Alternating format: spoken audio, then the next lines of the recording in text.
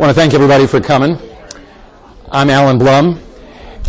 I'm a professor of family medicine and the Gerald Leon Wallace Endowed Chair in Family Medicine at the Department of Family Medicine here at the college. And I just got back from the tanning parlor. I really was. I was over there less than half an hour ago talking to the folks there because about a year ago, I was struck by this topic and enough to want to give a talk to the Student Health Service, and David and others were there. And this has evolved over the year. But really, it's a dark story, and that's no pun intended. It's not a very pleasant thing, so I want to give you my usual Surgeon General's warning to fasten your seatbelt, because this talk is going to be hazardous to your preconceptions. I don't have all the answers. In fact, I have fewer answers now than I had a year ago. Maybe it begins with a headline like this in last week's USA Today. Measles surges in USA with 135 cases this year. What in the world does measles have to do with tanning beds? Anybody have any thoughts? I mean, why are we having these measles epidemics in the United States, in Great Britain, England, Wales? More and more outbreaks of measles, a condition that we've been able to overcome literally 40, 50 years ago. Anybody have any thoughts? And why is that, Jared? Vaccines are dangerous. Where did that concept begin? Well, we know that there are certain religious groups, the Amish, for instance, that still don't believe in that, but this is a modern problem. This didn't happen with the Amish exclusively. Where did it begin? We can trace this to one, this is amazing because you can actually trace the origin of this to one single moment in time. Anybody recall this? It occurred less than 15 years ago, and it occurred in the leading medical journal in the world, The Lancet, which published an article about 12 cases of autism in patients who had received the measles vaccine. The rest is history.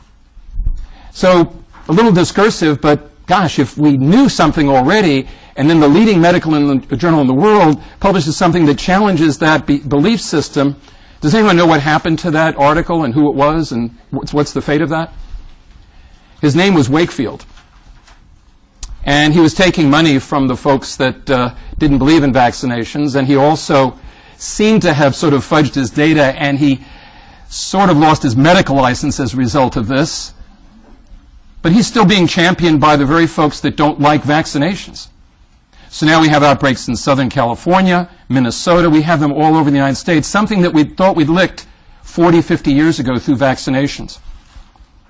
And what did the Lancet say or do? Virtually nothing.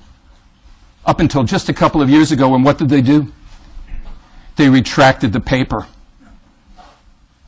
So if it can happen to the leading medical journal in the world, something we already knew can be upended by sheer unadulterated nonsense, then I don't really know what we can do about something that's very similar to this. Maybe the story goes back to last week as well, where I was driving behind Knott Hall, and just fortunately driving very slowly, when a young lady, I presume was a student, walked literally in front of my car. And she was texting, and she had her pods in her ears. So she was deaf and blind from choice. They say that supposedly all the technology that we're dealing with is going to rewire our brain. I saw it last week in that little lane down the street. So if you don't think things are happening rapidly, right before our eyes, even though we know better, then think about something that you're going to see today, the tanning beds.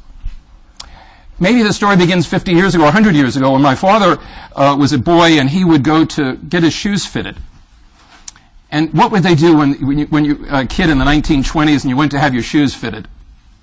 Or 1930s or 1940s? They had a pedoscope. And you could put your feet in there, and you'd look, and the salesman would look, and Mom and Dad would look in, and you'd all see a skeletonized foot. And you'd see the outline of the shoe, and you'd see the bones in your feet, and you'd see how much room you had left. Because that was a fluoroscope. That was X-rays. About 13 rads per shoe going to these kids' feet. And it wasn't until 5, 10, 20 years later that concerns about radiation were such that, well, maybe not such a good idea. and they banned, at least the FDA said you can't make the pedoscopes anymore. And it did lead to some incidences of cancer, not in children, but later on in their lives. By the way, I should add that we are in the company of Dr. Winternetz himself. What a treat, Bill, to be here, to have you here today. So maybe you could think about some of these topics as well and looking at how maybe we're going in reverse with something like tanning beds. Flash forward to when I was a teenager. My father was a general practitioner in New York. He comes home and he sees me sitting reading under a tanning lamp. It said suntan lamp. I saw the box. I didn't know my brother had it. I might as well pull it out, put it on there, and I'm reading away. And he literally comes storming up the stairs, grabs it out of my hand, and says, "What are you doing? Are you crazy?" I thought he was going to throw me out of the house, but I didn't know. So flash forward to today, where we now have the tanning bed. I came to Baylor College of Medicine in 1987. One of the first things I looked at when I was looking up some addresses was in the back of the directory were advertisements for tanning beds. And I called up the head of dermatology and I said, you know, I don't know much about these things, but I don't know whether that's a good idea for these med students to be. And he said, you know, you're right. So we called up the medical school and they were able to stop the directory from putting any more tanning bed ads. So a little Pyrrhic victory there. So flash forward in 1999, I arrived at the University of Alabama, opened up the directory, there's tanning bed ads. So this time I was going to get ahead of it. I didn't wait to call whoever was head of dermatology, because we have none, so I called the people that run the directory, and they said, oh, that's a good point, we'll have to do something about it. But it's farmed out to another company, and sure enough, within a couple of years, they were able to remove the listing of tanning beds. Pretty good. Well, take a look at this year's tanning. It's back. So with those different anecdotes, I've got some objectives today. I think we need to study, I'd like you to study the history along with me and some of the epidemiology of tanning beds. And I'm making a special appeal literally to everyone in the room to help educate our patients to think differently about tanning beds. You can't change behavior unless we change attitude. So the tragedy of this issue is that if you ask people who use tanning beds, are you aware of the risk? Almost everyone is. But when you go down there and you wait in line, as I just did at the tanning parlor to see what's going on, you realize that they don't act on that knowledge. So I'm looking not at dermatologists here, I'm looking at family physicians. I'm looking at pediatricians, surgeons, looking at, well, is it ethical in psychiatry or psychology to talk to your patients about something that they didn't come in with? Just about every field, internal medicine certainly, and pediatrics certainly, needs to get ahead of the game, in my opinion, because it's too late by the time you get to the dermatologist with a malignant melanoma. And in just the year that I've been doing these talks, thanks to David and others, we got to do this at the College Health Association in April. I've heard all sorts of anecdotes. There's a nurse in the Student Health Center that says that she knows anyone who uses a tanning bed, and she has the perfect opportunity to do a teaching moment. It's when she's doing an unclothed exam, and she says, so how are the tanning beds going? And the student, usually a woman, says, well, how do you know I use tanning beds? She says, well, because breasts aren't supposed to be that color. Teaching moment. Or the nurse at University of South Carolina that told me that she knows exactly which students are using tanning beds because when she does a PPD, the skin is tough. That's her teaching moment. There was a med student in this very room a couple of months ago that told me that when she was in cheerleading in high school, of course cheerleading, somebody already said that, what do they encourage you to do? Tan. That there was this myth going around that you had to wear a tampon when you tan, even when you weren't on your cycle, because that could protect your ovaries from getting fried. I mean, this is 2013. This is the era where we thought we had measles licked. This is the era when we thought we had polio licked. This is the era now of the reverse of knowledge, of everything that we've learned, as in the example of the tanning bed. So I hope that we can, and I would also credit my assistant on this project over the last year, Courtney Kauderbeck. She was an undergraduate student in the honors program that was looking for a project, and we were brainstorming. And she said she was an Irish dancer. And I said, I think I've got something for you. And I don't know what made the connection, because she looked sort of, well, she had orange hair, you know, nice red hair. And I said, you certainly don't want to be out in the sun if you're an Irish dancer, I mean, because you've got red hair. And she says, no, you've got it wrong. I said, what do you mean? She says, they encourage us to tan for our performances. Whoa, that's the first time I've ever heard to send a redhead out into the sunlight. So she's worked on this with me over the last year. And the third is, as with the measles problem and other things, you know, maybe X-ray pelvimetry would be another example of where we just don't do that anymore, maybe because it's not that great to have X-rays aimed at the fetus, but it's the same thing here. Let's try to recognize the next pandemic before it happens. So you know my interest in tobacco, and I think it's another attraction to me to this topic was that there's so many parallels between tobacco and suntan beds. This is you wouldn't believe this ad.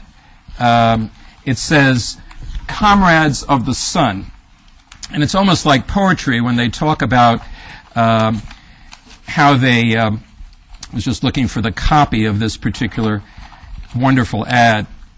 Out of the north you come to ride the blue breakers, to bask in the sun-drenched sand, to seek respite in a graceful interlude from the rigors of the season, and camels add to your enjoyment. In their mild mellowness and refreshing fragrance is a subtle quality that only golden sunshine can bestow. In the truest sense, they too are comrades of the sun. So this gave me the idea to do a kind of a business project. If anybody wants to join this, I think we could get in on the ground floor. We're going to call it Sun and Smoke. And we're going to have cigarettes and tanning beds. You know, I mean, it's just, you can get your cancer any way you want it, and I think it will make a fortune. But it has been found to be very, very similar. Take a look at what we're dealing with. We're dealing with a hazard that's being actively promoted that causes cancer, that both are addictive. It's an industry that hires front groups to allay anxiety, to downplay the dangers, to create organizations such as the TanningTruth.com or Ultraviolet Foundation or the Vitamin D Council, to encourage people to not believe everything these square doctors are saying. It's an industry that appeals very much, as the cigarette companies do, to youth, to athleticism, to fashion. They've used celebrities in their advertisements, and they've used athletes. And most ominously, as I mentioned before, both of these have in common that everybody already knows about their dangers, and they choose to do it anyway. And what's particularly irksome is that the very population that the Student Health Center treats, and that all of us see here on this university campus, is the very demographic that is getting the cancer. You don't get lung cancer in your 20s. You do get melanoma in your 20s, and that's what we've been seeing over the last 30 years. The incidence of melanoma has doubled in the last 30 years, parallel to the rise of tanning beds. And most of that increase has come in the last 20 years. And it's estimated that the annual increase is 4% per year. Now, again, a lot of these data are very, very difficult to come by because we're all exposed to natural light. And how do you factor out tanning bed light, and is it that really serious compared to the ultraviolet light you're getting from the sun? So we need to go back to the origins of the tanning lamp. And it was discovered accidentally in 1903 in Germany as a side effect of a certain kind of lamp. It was a mercury vapor lamp. And it seemed to result in people getting a fairly nice looking color on their skin. An important contribution to ultraviolet ray treatment. Now, this is an advertisement from the Journal of the American Medical Association. So we're naming two journals, The Lancet and the Journal of the American Medical Association. This is from 1931. But the actual lamp was invented in around 1903. Experiments recently completed at the Albany Medical College, notice they cite medical facts, have established the fact that ultraviolet ray treatment with the General Electric sun lamp induces in the system a healthful supply of vitamin D. Ultraviolet ray treatment in this form cured rickets in rats, the treatment proved completely successful. The General Electric sun lamp has been designed as a practical and efficient means whereby doctors can have their patients follow out a prescribed ultraviolet ray treatment in their own homes.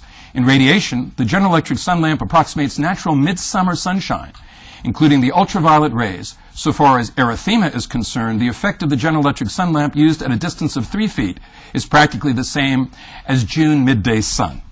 The General Electric sun lamp is a result of prolonged research work in the General Electric Research and Development Laboratories, the laboratories which have produced the Mazda lamp, the Coolidge X-ray tube, radiotrons, and the cathode ray tube, besides innumerable other contributions to medical science. The fullest information is available to members of the medical profession whose inquiries are always appreciated. And all consumer magazine advertising, the company noted, was submitted to the American Medical Association for approval. So this was a doctor-approved ad. Well, let's go forward to about 6 years ago. Our student health center was opening. And somebody on campus called me up and said, "Did you take a look at the Crimson White today?" I said, "No. What are you doing?"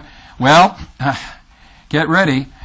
They're offering some incentives to come visit the student health center, including tanning bed certificates."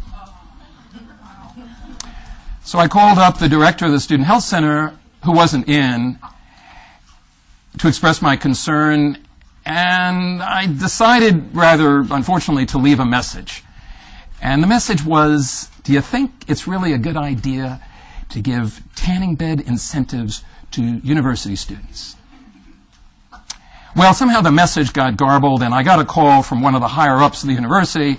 "What are you doing? Are you making trouble again? Are you going to start some revolution here? Are you going to go and call the newspaper?" You know, all I said was, in the message, was that I think it might prove to be a little embarrassing for the student health center to have been giving out tanning bed certificates to students. Well, I did, to his credit, get a call from John Maxwell, who was the director, and he said, "What's the matter?" And I explained very quietly that this is a carcinogen. In 2009, the International Agency for Cancer Research named tanning beds a Class 1 carcinogen. Causes cancer in humans. That's right up along there with cigarettes. Not many in that Class 1. And John huffed and puffed a little bit, said, "Well, I'll call you back." And he called me back not long after. He said, I said, "By the way, I'll offer." He says, "Well, these students, they went all over town and they raised all this, they got all these, that's $250 worth of free coupon." I said, "John, I'll write you out a check." He called back a few minutes later. He says, "That won't be necessary. We're not going to give them out." Again, a little bit of a victory. But how do we even think that way? How do we do this? Because we're in the South, and unfortunately, believe it or not, where we get more sunlight than the rest of the country, once you get over 21 years of age, we are the most tanned. We seek out these tanning beds. This is horrific. We were the very ones that should avoid this, except for maybe the Alaskans in the middle of June, but we go out after this stuff in the middle of the summer. In fact, the tanning parlor that I just visited, which is Palm Beach Tan, is open from 7 in the morning till 9 at night. They apologized last night because they had to close it at 7 because of Labor Day. I mean, it's all you want. You can get even more. And somebody said, too, one of the med students pointed out in this experience in this university, that when they say they limit the tan to 20 minutes per session, or whatever it is that they do, and you got a prom coming up, or you got an occasion, you just go down to the next 5 tanning centers, which limit you to 20 minutes a session. It doesn't prevent anyone from, just like going to when the bar won't let you have any more drinks, just go to the next bar. So here it is. Welcome back, students. They hit you with the first Crimson White, and the Crimson White's another story. But I haven't any evidence yet that the tanning beds are part of the machine, but I'm working on that.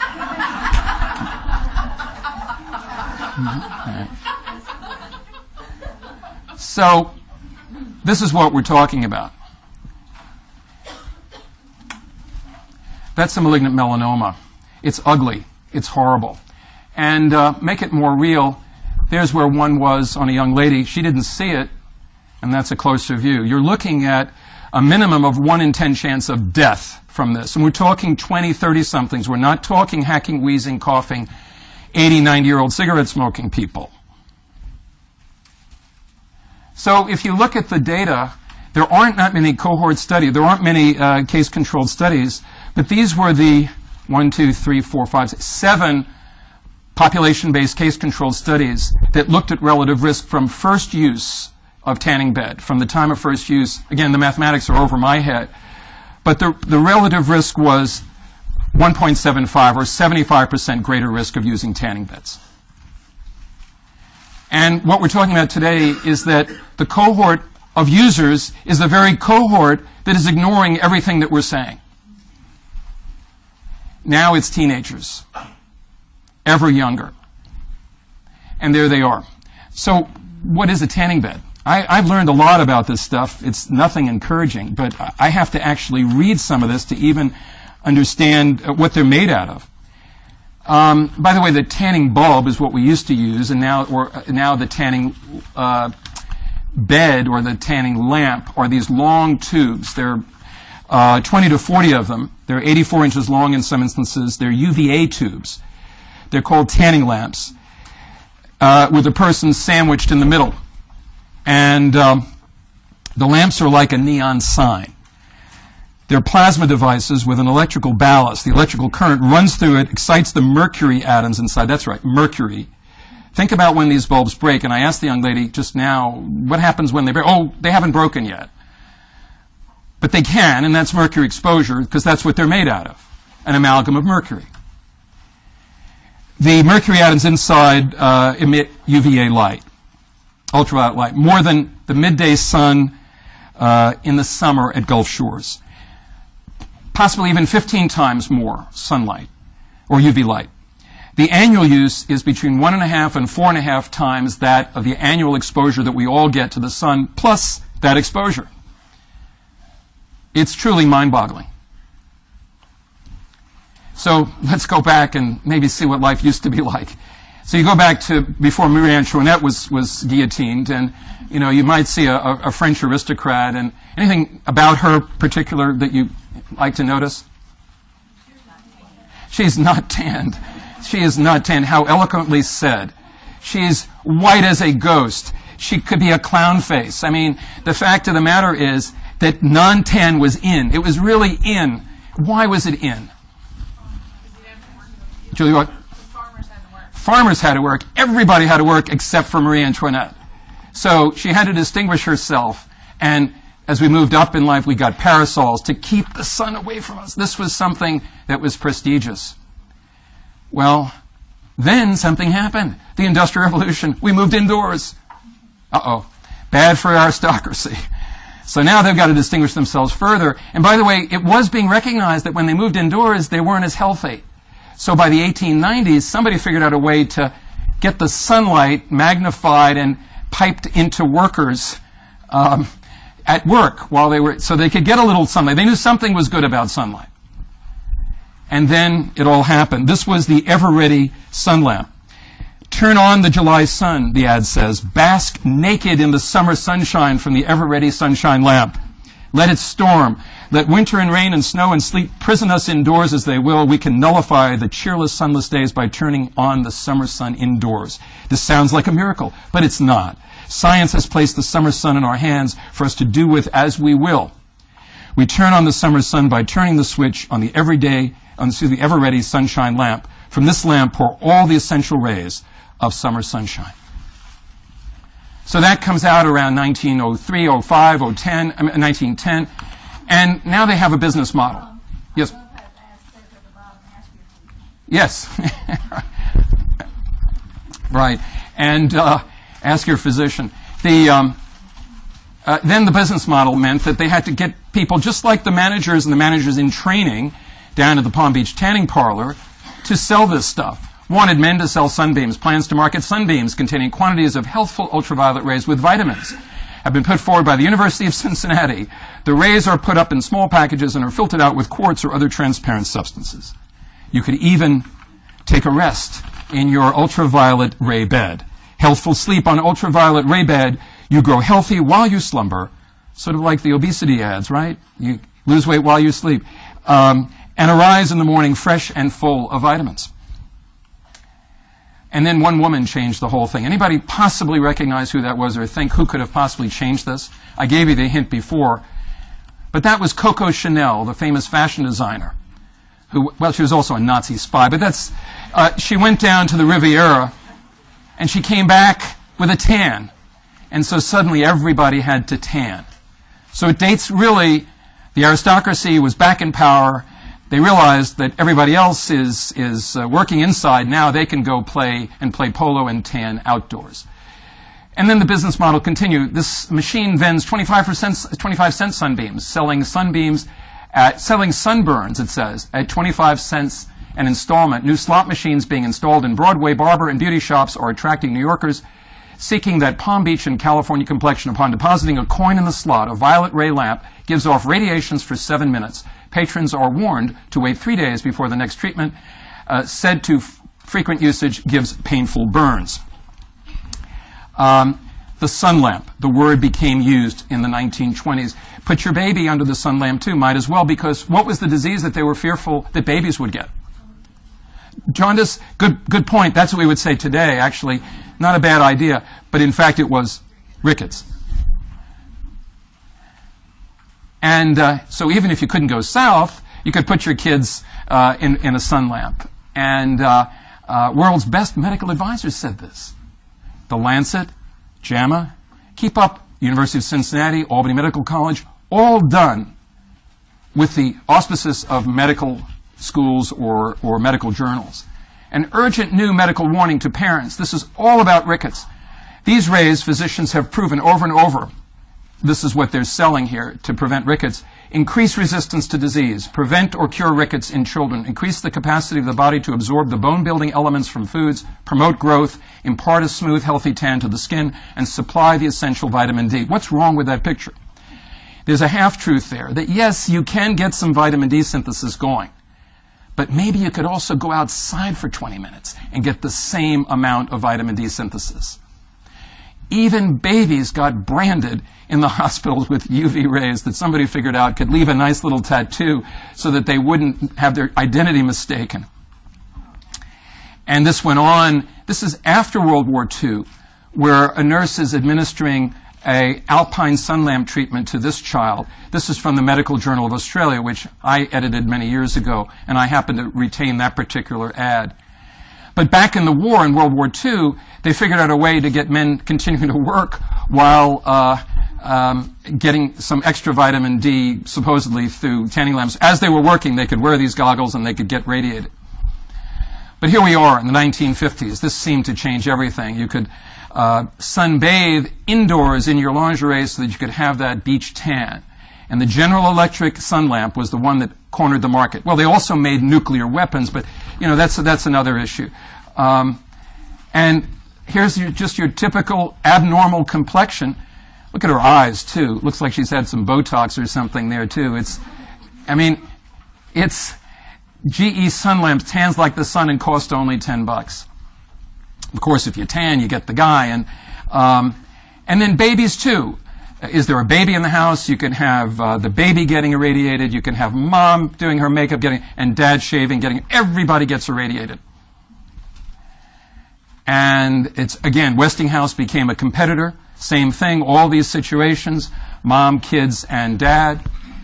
And it's just jump for joy with this bizarre smile and indoor while you're playing ping pong, you can get irradiated. It's utterly, let's just go, everybody get a CAT scan. You know, that's basically what we're doing here. Give a package of sunshine. So, okay, enough of the cynicism. Well, I forgot. How about going on eBay and seeing that you could get your Suntan Tuesday Taylor doll? Somebody once said that they had one of these, but it'd probably be worth more than any of us in this room if you actually had one of these. Or her cousin, Suntan Dodie. And here we are. So this is the modern era. Something happened to the sun lamps. We're not exactly certain what, because they were not banned. They're just not out there anymore. But in the 1970s, beginning of the 1980s, the tanning bed came into existence. Tan at home, and of course, go to the tanning parlors. And so if you look back when we had tanning lamps only, we began to see these other forms, and now it's virtually exclusively the tanning beds that we're talking about today. What are these devices that I just saw less than an hour ago? Well, They're called a Class 1 medical device along with tongue depressors and elastic bandages. They have virtually no regulation whatsoever. In contrast, X-ray machines and laser equipment and the kind of UV lamps that dermatologists use for psoriasis are much more heavily regulated as a Class 2, and heart valves and brain implantation devices and breast implants are all what's known as Class 3. So just stepping back, let's talk about the largest organ in the body. It's there to help us. It's just a miraculous self-contained, it has its own blood supply, its own nerve supply. It prevents us from becoming dehydrated. It shields every internal organ. It keeps our temperature out of whack. It knows where everything is that touches us. It's a great resistant barrier to infection.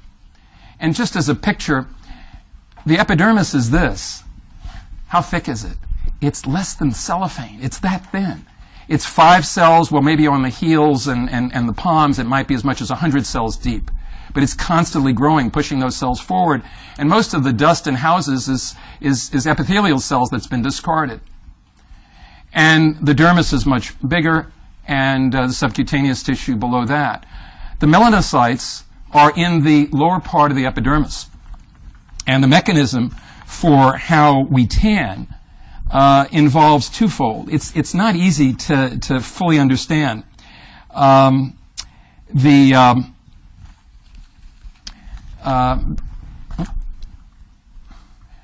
The UVA oxidizes the melanin, which is produced in the melanocytes. That's a much longer wavelength. And the UVB burns. So I remember A, aging, B burns. B is the carcinogen. B is a pure carcinogen. It literally does DNA damage to cells. It also does something to increase the melanin. So both of these combined get much more melanin, which turns the skin darker. That sounds all well and good, but what we're talking about is a stress response. We're not talking about a healthful response. We're talking about an alarm being raised by your skin to radiation. And it's a far more complicated process, but basically the epidermis is the site of a lot of problems. So skin cancer is an abnormal change in the skin resulting from uncontrolled cellular growth. When you get ultraviolet radiation attacking the epidermis, that's what happens. We know about basal cell, squamous cell, and melanoma. And let's just take a look at some basic facts and figures. We're talking about 3.5 or 3.2 million cases diagnosed every year. About half of us, over 65, will have one. 12,500 deaths a year. That's crucial because when you see the makeup of those deaths. What about the 5-year survival of melanoma? It's really not that bad when you can catch it early. But when it's distant, when we don't even know sometimes where it began, we have about a 10-15% chance of surviving 5 years. So there's the makeup of your skin cancers. Your basal cell comprise about 2.5 million of the 3.2 million. And that's not different people. That's one individual that might have 3 or 4. So we don't know exactly how many individuals, maybe 1 million, 1.5 million, get skin cancer every year. Squamous cell, 700,000, and melanoma, 76,000. But look at the next slide, because there's where your death toll is comprised of largely melanoma. So all of those 3 million skin cancers result in 3,000 deaths. But just 76,000 U.S. melanoma cases will result in close to 10,000 deaths. So it's utterly gruesome to consider that. So you look at a basal cell there, you're familiar with this kind of open, it can be almost anything. It's hard to show the difference between basal and squamous at a large group, because you look at them over and over again, you'd recognize maybe a little pearliness there, a little shiny bump. It's pink. But looking at that, you really couldn't distinguish that from a squamous cell. It's all the sun-exposed areas, face and neck and the ear and the lower lip. The predisposing factors, fair skin, blonde or red hair, blue or green or gray eyes, frequent exposure to sun. And we send them to Dr. Owings to cut off or to electrodesiccate or to freeze. We do some of them ourselves, but we mainly look at this as a surgical condition. They are, quote, the least dangerous. They grow slowly. They rarely metastasize or go deep. And they're pretty amenable to treatment. About 800 to 900,000 people a year get about 2.5 million basal cells. Squamous cell looks uglier, looks more open, sorry, And it's, again, a sun-exposed related factor. Fair skin, blonde hair, same as for the other. And it's the same treatment. They're uglier to me. I mean, you know, they could look like warts, they could look more excoriated, but again, it's very hard to say, oh, that's a basal cell, that's a squamous cell. I still have a lot of difficulty. They can metastasize. They are more aggressive than basal cell.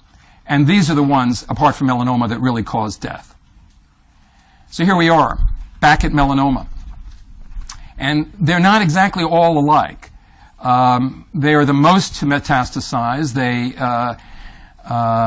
Their spread makes them more dangerous, and they become harder to treat once they've gone to other parts of the body.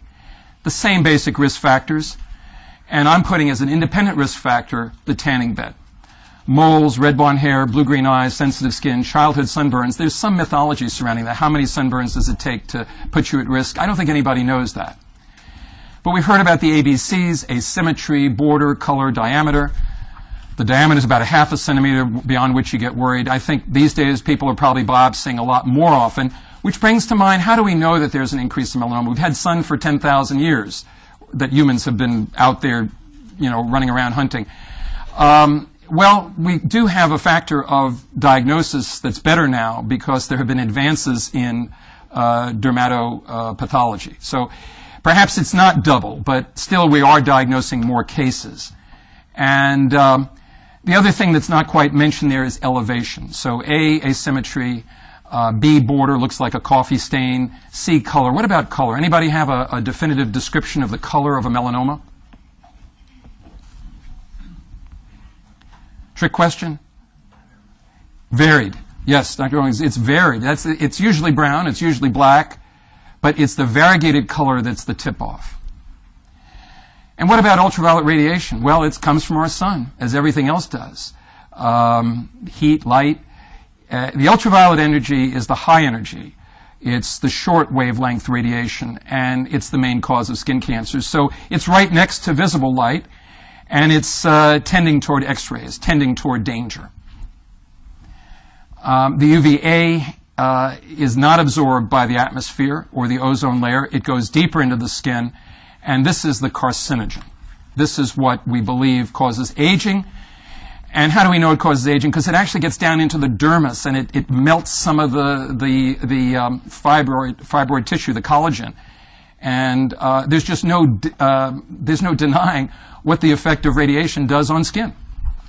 UVB, this is the one that they claim is filtered out, like a cigarette filter, I guess. They claim they have these filters so it's not as harmful, but they don't deny that it's emitted. It burns. 90% is absorbed, so we do get rid of most of it through the atmosphere, but this is what burns our skin. And this is what helps destroy DNA. Sunlight, let's not forget, is good, and it can trigger vitamin D. And the fact is, though, that you can eat your vitamin D. You don't really need to have tanning beds. And this is where they are getting really a lot of false advertising. So pay mind to your vitamin D-containing foods, and you'll do just fine, because tanning beds are 15 times more harmful than sunlight. There they are. Seems a little claustrophobic for me, and I just learned that these lamps are high-pressured things, especially for tanning face and shoulders. I mean, this is like the science of this is just mind-boggling how they seem to have it down to what they call the science. We now have 22,000 of these places. How many do you think are in Tuscaloosa? Good guess, 30. There's 22 that I counted. Excuse me, I'm so sorry. No, I'm sorry, I got that wrong. I don't know how many are in Tuscaloosa. Let me check this directory. No, actually, they only have half of them. That's a joke. But they have how many Palm Beach tanning? That's all I know is how many Palm Beach tanning bed places there are in the state of Alabama. 22. Auburn has 2. We have just one Palm Beach tan here, but Auburn has 2. It's a $5 billion a year business. No doubt, when you see the people lined up to go get their tanning beds. And what does it cost? Does anybody know what these things cost? $30 a pop, exactly correct. Yeah, that's right. And No, you know, when they talk about levels of tan, they actually, I couldn't believe this, they actually list on their own website 5 or 7 kinds of tanning, and they actually include African Americans, and they say, oh, tans very easily. I don't understand this, and I'll have to go back and find out, but they're not discouraging anyone from using tanning beds. 28 million users, and here's the real problem. Yes? No. Very good point. No. Private ones. I had a patient who had used cars and tanning beds as her business. And I talked to her over time, and she came in one day, she said, you know, you're right. I read about these things now, and you told me, and I got rid of my tanning beds. Would you like to buy a car? So she actually did get rid of the tanning beds. So here we are. It's what I call tanning bedlam. Both UVA and UVB. This causes skin damage. This increases the risk for small cell, squamous cell cancer and melanoma, and increases premature aging of the skin. This is the key slide. What does it do? It causes skin cancer. It causes burns. A lot of these burns are corneal burns, by the way. The allergic reactions from, well, might be just the lack of cleanliness. There's photoreactions as well. It does reduce your immune system. It does not help your immune system. And again, I'll emphasize over and over again, premature aging of the skin. And I just learned this in the last week. All of these photoreactions, I don't know why I hadn't thought of this before, they're all the same under tanning lamps as they would be under natural sun. So what we're not even doing is reminding people, this is why I think it's imperative to ask about tanning bed as part of our do you smoke kind of thing, because half of these young ladies are either on oral contraceptives or any other of these medications which have photosensitivity reactions. So we know about melasma where this lip area becomes darker. The same thing is going to happen with tanning beds. Lupus is made worse. Melasma, vitiligo, solar urticaria, that's allergic to sunshine. Albinism. There are other conditions. I just put those as examples of conditions that are worsened. So here we are. The mortality risk is what I'm mostly concerned about. That's rising. This is a condition that we see in the 20s and 30s. It quadruples the risk of melanoma. Now, that may not be a great number of cases. It's estimated that 100 deaths a year in England are caused by tanning beds. I don't know what that translates to this country because we do use them far more commonly, but it could be as high as 2,000 deaths every year specifically attributable to tanning beds. That's about a quarter of the melanoma cases of the deaths due to melanoma. Tanning beds are behind the risk. This is our medical journals that are reporting this. And young melanoma patients regret it, as everybody does when they get a condition. And let's not ignore men. Where do men usually get the condition? They get it on their back, women more on their legs, but it can occur anywhere. The Tuscaloosa News has headlined it. Experts, I think I'm in that article, link tanning beds to cancer. And all I did was read the literature. Oh, and the Crimson White, bless their heart, right? They had to report, as the lead story on the front page, the new cigar lounge that filled a niche in Tuscaloosa. This was on the heels of their wonderful headline that said, SGA discusses genocide, parking. And also the headline that said, legal bong available on strip. Legal bong available, and they're talking about the hookah bar that's down there.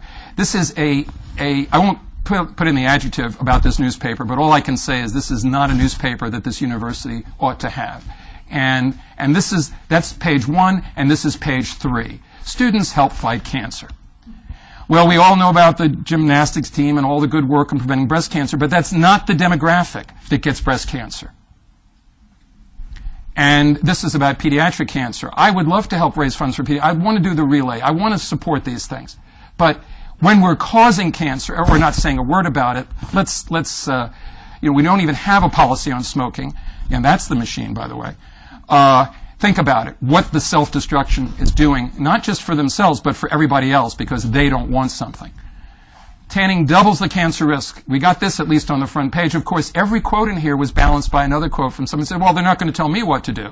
That's how that story was written. So here we are. Let's take it through the school year. We have the half price, 3 for 1, back to school special. Get your pom-poms ready, kickoff time, and 4 levels of tanning. This I just learned about. I didn't even know what levels of tanning was. One of the med students says, is it crispy or extra crispy? But no, it's in fact something to do with safety. And she showed me the different, she said, oh, this is a level 4 bed. And I still couldn't understand what she was talking about, because I think it has to do with the time that you're exposed and the intensity of the lamps, but it's way over my head. And your 4 tans for $4 coupon. This is your choice between the sunless tan or the sunbed tan. Now, the sunless tan is a chemical. More on that in a moment. And then unlimited tanning, any level for only this. This is like they have frequent tanner coupons. And I don't know whether you remember the resident that we had. It was wonderful, great guy. But he was so addicted to tanning beds that before he would go down there from this clinic, he'd go down to the tanning bed, he'd call Domino's, and they would deliver the pizza to the tanning bed, where he would have his pizza and tanning at the same time. Show Your Color, Palm Beach, luxury tanning beds. And, of course, it's Valentine's Day, it's Sweetheart. There's a lot of sex involved here. And Spring Break. This is all from the Crimson White. Spring Break Ready. It doesn't define me, it refines me. Well, I think define is in just as large a type. And this is what's happening here. This is the 27-bed tanning center I just was at an hour ago. And then I went on their website at their suggestion. And this is their current website, Sunbed Tanning. And notice the frequent tanning things. You can get a premier membership there. And this is the tanning bed that I just saw. It's sort of open, like an open MRI. And that's the gold. They have silver, gold, platinum, or diamond. And then they have something I learned called cocktail tanning. Well, you don't have to do it all by the tanning bed. You can also get sprayed with a spray thing, which is just a chemical that probably doesn't kill you. So that's the cocktail tanning. Notice the language, cocktail of alcohol use. You couldn't have invented this. You couldn't make this stuff up. It's just utter. This, I still do not know what this is. I've looked it up. They did not know this morning what this is. This is red light therapy. Anybody know what that is? None of us do. This is just another way to make money. So I go back to that pedoscope 100 years ago where you fitted your shoes. You go back to the original suntan lamp, and we haven't really come anywhere. And now, she was a college young lady. They upgrade this to your premier reward thing. You can bring a friend. You can get extra points. Be flirty. Live it in color. This is right off their website today. And who's using it? A lot of college grads are using it. The prevalent group is people in college.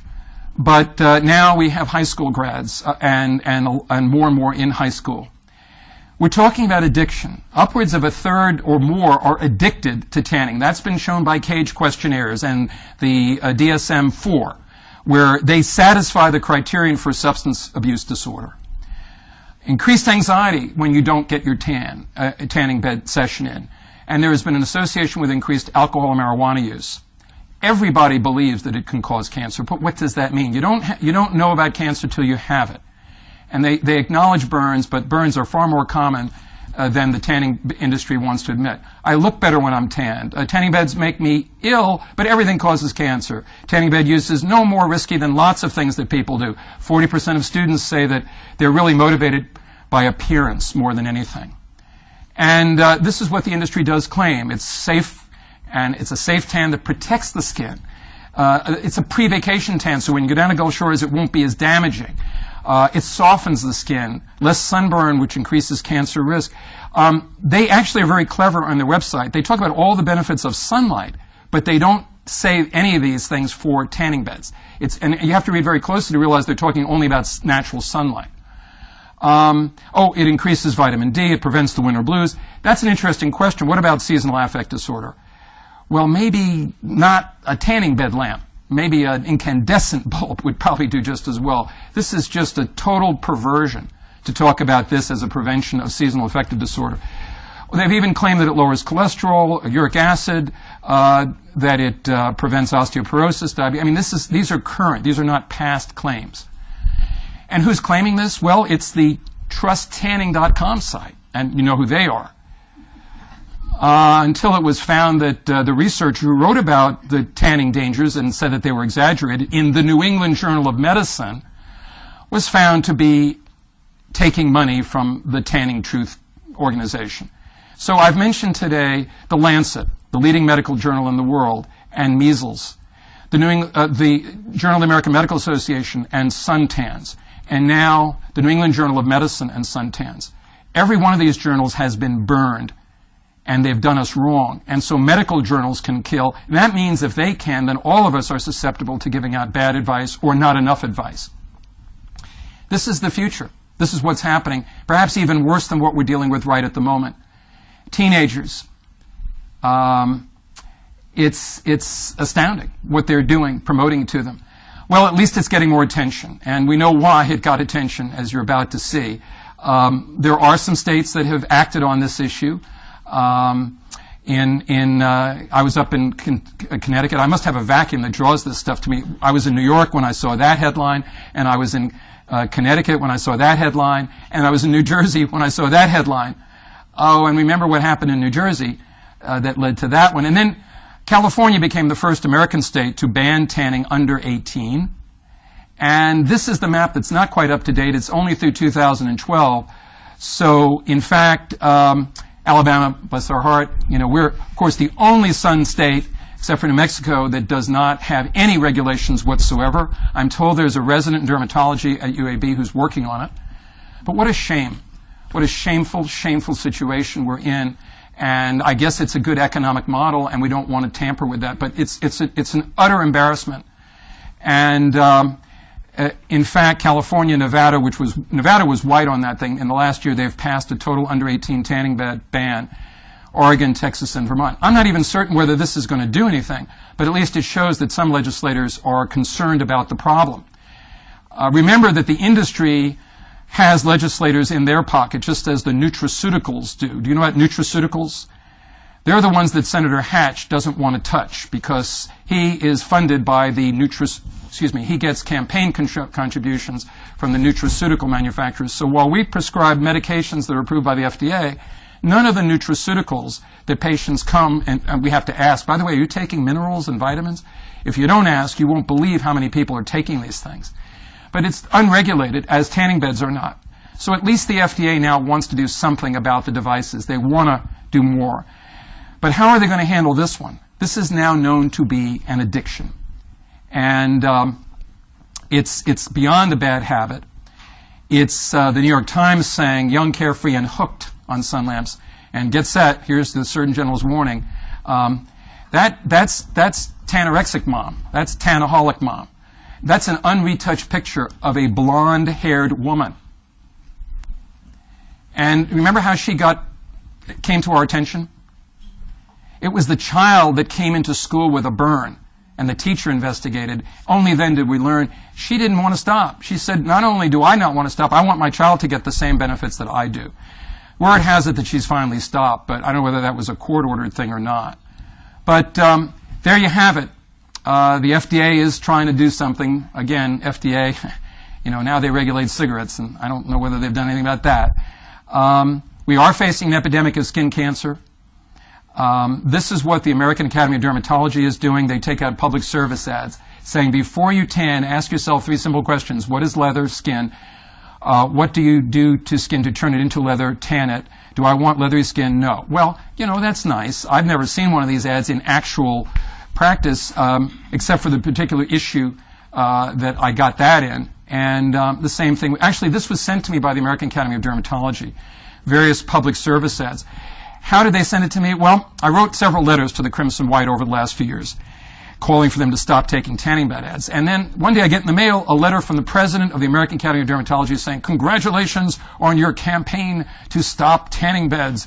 And I said, wow, I can't believe, all I did was write a couple letters. This must have come to their attention.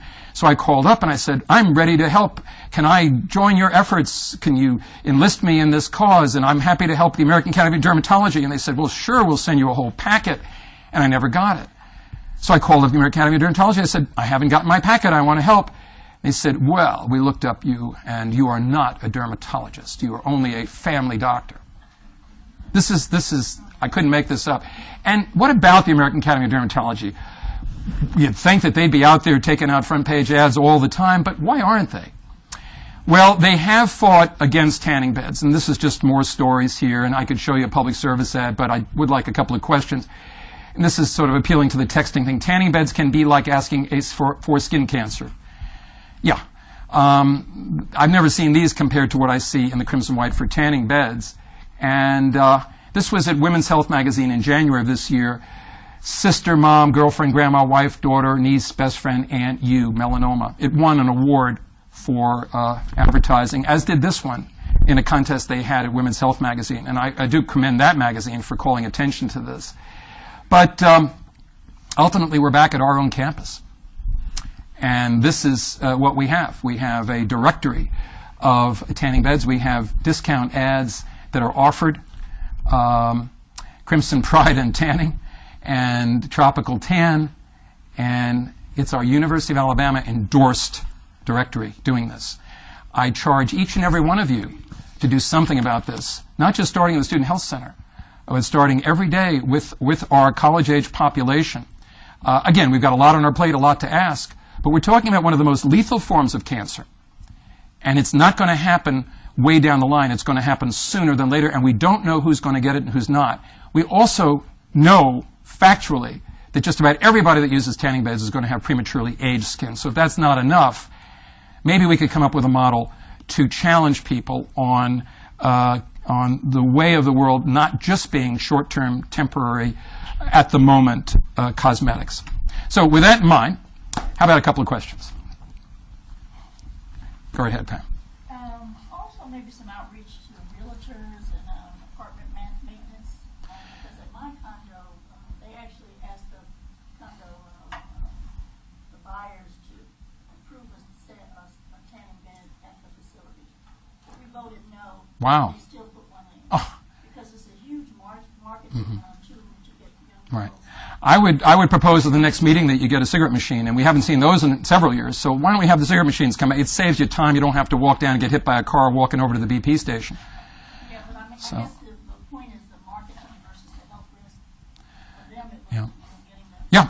No, you're illustrating exactly what I'm saying. I say, well, we're hermetically sealed in a medical school. The real world goes on, and it's making it, you could argue that it's making it tougher for us. It's not making it tougher for us at all. It's increasing our business. More melanoma, more skin cancers, more sunburns, more business. I'm sorry to be like that, but we aren't doing anything. The American Academy of Dermatology is doing this much to do anything about the tanning beds. And you know what motivated them? This is the saddest part of this talk. If you recall, when Obama introduced the health care plan, there were many taxes that were going to be added, and one of them was a tax on plastic surgery, 10%. Well, that affected the American Academy of Dermatology. So they suddenly began fighting against tanning beds. Now, they might have fought against tanning beds before, but this is an organization that never had a seal of approval that they get $10,000 from each company to put on various products like sunscreens, which we still don't even know has benefits. But the American Academy of Dermatology has become so commercialized, as has the American Academy of Family Physicians, that they're selling, like the Academy has done to Coca-Cola, to do nutrition. They're selling out. And so the Academy of Dermatology was fighting tanning beds as much to prevent the 10% tax from being put on their procedures and to shift it onto the tanning beds. And that's what happened. So we now have a 10% tax on tanning beds, but I don't believe it was from the altruism of the American Academy of Dermatology. Dr. Ellis. It seemed like it'd be a very short step to have lawsuits. I got a melanoma, I'm suing the tanning bed manufacturer. Yeah, you know that bumper sticker that says "sick, see a lawyer." I'm not into lawyer things, but I think that's good. We should get the law school involved, if anything. Well, no, but I'm saying, I've dealt with lawyers I've testified in a lot of the tobacco cases, and when you testify, you wind up hating both sides. I mean, people are in it for the money. They're not in it to prevent kids from taking up smoking. They're in there to make big bucks. And there's a great cartoon that I have in my collection where these two lawyers are sitting, and one of them is very prayerful, and he looks at the other lawyer and says, yeah, I know my fee for taking that tobacco case was $100 million, but I worked really hard. So, I don't like to talk about lawyers, so, but go right ahead. Yes? One of the issues with that is most tanning beds, you sign up saying you're at risk. Yes. Excellent point. Excellent point. They learned, in fact, they studied the tobacco model. If anything, they're more immune to liability. Brilliant point. I appreciate that. Yeah. Any observations? We've always had some anecdotes come out of these talks, and this is a work in progress. The work is now being donated to Jonathan Parker for his new project to get some of our work out. And I've tried with Courtney Cowderbeck, our student, to create a little website called Tanning Bedlam. We didn't get that off the ground because she only worked for 1 year. We didn't have time to do that. But anybody who wants to work on getting this out, I know Jonathan is doing that. But how about exchanging that for a question right now? One last question. Anything? Well, I mean, what is there you said there wasn't a safe tanning bed exposure, but I know that the Cancer Council in Australia kind of loosened their sun restrictions and said, like, well, maybe 10 or 20 minutes a day because of vitamin D deficiency, probably not a bad idea. But that sun exposure, what, is there a 3-minute limit on a tanning bed? Stay out of the sun. Stay out of the sun. You get more sun exposure than you know. Clothing does not protect you. Have you heard of the tankinis? Right? This looks like sort of it's a two-piece suit, but it's more of a drape rather than a bikini. No, no, no, no, no. Doesn't protect you. It's all a gimmick. And by the way, when we talk about the diseases that this causes, the melanoma in tanners and sunbed users occurs in weirder places than we've ever seen. We're talking vulvar and anal melanomas because a lot of people use these things nude. That we had never seen. We very rarely saw these things, but you're seeing increasing reports of these in the literature. So we're really not saying that any kind of safety is involved. I have a lot of concerns about sunscreens. Now school systems are supplying sunscreens so that when the kids go out and play, they can have sunscreens. Well, that's good, but these wash off. I think that I always learn between 10 and 4, you just don't want to bake out in the sun. You can't avoid it by walking, but your clothing does not protect you. Clouds do not protect you. 80% of the UV light gets through in light clouds. Water does not protect you. 10% reflects off water, 80% off snow. So we're really surrounded by radiation, and we're doing our best to get more of it. And it's a tragedy that in the southeastern of the United States, we are encouraging people or being silent about an epidemic in the making. That the only thing I think we can do is study it, and maybe some future generation will be able to prevent the next epidemic. But as I charged you at the beginning, there are things out there right now that are beginning that I hope you can spot. And we won't be this far along when we try to tackle this problem. But in any event, good, we're right on time. Oh.